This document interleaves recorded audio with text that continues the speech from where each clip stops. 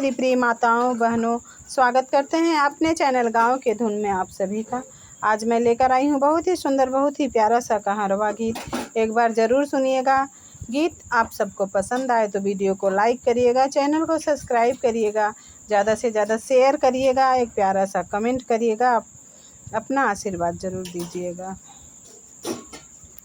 मोरे आंगने में हो, मोरे आंगने में बोलेगा रैया, उड़ाए नाही उड़ै ना नदी। मोरे आंगने में हो, मोरे आंगने में बोलेगा रैया, उड़ाए नाही उड़ै ना नदी। मोरे आंगने में हो, मोरे आंगने में बोलेगा रैया, उड़ाए नाही उड़ै ना नदी। सासू के जगावे गैली बोलै बिरही बोलिया, सासू के जगावे गैली बोलै बिरही बोलिया, बोलै बिरही बोलिया, सासू बोलै बिरही बोलिया। सासू के जगावे गैली बोलै बिरही बोलिया।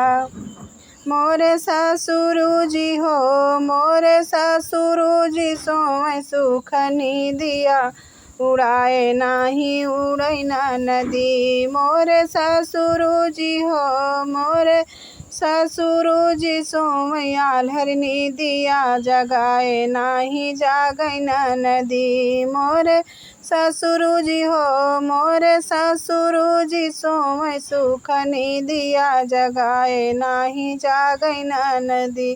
मोरे आंगने में हो, मोरे आंगने में बोलेगा रैया, उड़ाए नाही उड़ै ना नदी। मोरे आंगने में हो, मोरे आंगने में बोलेगा रैया, उड़ाए नाही उड़ै ना नदी।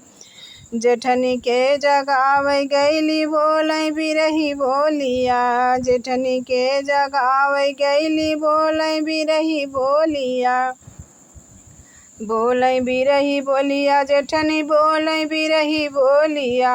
जेठनी के जगावे गैली बोलै बिरही बोलिया।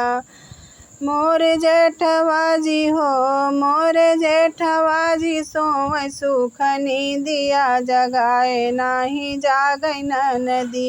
मोरे जेठवा जी हो, मोरे जेठवा जी सोए आल्हर निदिया, जगाए नाही जागै ना नदी। मोरे आंगने में हो, मोरे आंगने में बोलेगा रैया, उड़ाए नाही उड़ै ना नदी। मोरे आंगने में हो, मोरे आंगने में बोलेगा रैया, उड़ाए नाही उड़ै ना नदी। ननदी के जगावे गैली बोलै बिरही बोलिया, ननदी के जगावे गैली बोलै बिरही बोलिया, बोलै बिरही बोलिया, ननदी बोलै बिरही बोलिया। ननदी के जगावे गैली बोलै बिरही बोलिया। मोरे देवरा जी हो, मोरे देवरा जी सोए सुख निदिया, जगाए नाही जागै ना नदी। मोरे देवरा जी हो, मोरे देवरा जी सोए आल्हर निदिया, बोलाए नाही बोलै ना नदी। मोरे आंगने में हो, मोरे आंगने में बोलेगा रैया, उड़ाए नाही उड़ै ना नदी। मोरे आंगने में हो, मोरे आंगने में बोलै गौरैया, उड़ाए नाही उड़ै ना नदी।